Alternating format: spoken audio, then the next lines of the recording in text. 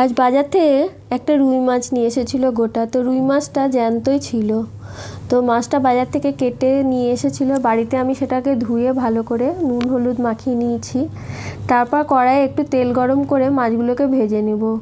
তেল গরম হলে খেয়াল রাখবেন তেলের মধ্যে একটু নুন হলুদ দিয়ে দিলে মাছগুলো ভাজার সময় তেল একটুও ছিটকবে না।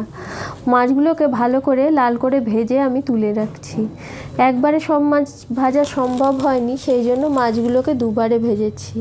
আর মাছগুলোকে একটু লাল করে ভেজেছি। তারপর কড়াইয়ে আবার একটু তেল নিয়ে তাতে 5 ফোড়ন কাঁচা লঙ্কা ফোড়ন দিয়ে তাতে কিছুটা পেঁয়াজ দিয়ে ভেজে নিয়েছি। তারপর আলুগুলো দিয়ে একটু লাল করে ভেজে নেওয়ার পর পেঁয়াজ বাটা দিয়ে মশলাটাকে একটু ভালো করে ভেজে নেব।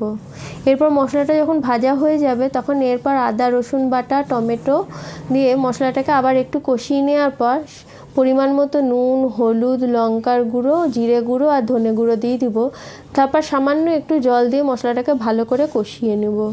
আর এদিকে মাছগুলো ভাজা করে রেখে দিয়েছি। তারপর মশলাটা ভালোভাবে কষা হয়ে গেলে তারপর একটুখানি জল দিয়ে, জলের পরিমাণটা খেয়াল রাখবেন, যে যেমন গ্রেভি খাবেন সেই অনুপাতে জল দিবেন।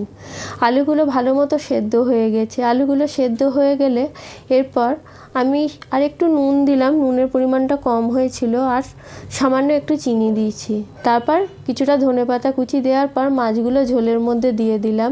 মাছগুলো ঝোলের মধ্যে দিয়ে একটুখানি ফুটিয়ে নেওয়ার পর গ্যাসটা বন্ধ করে 5-10 মিনিট আমি রেখে দেবো।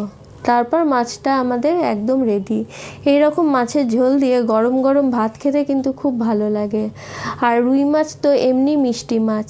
তো আমাদের রান্না রেডি।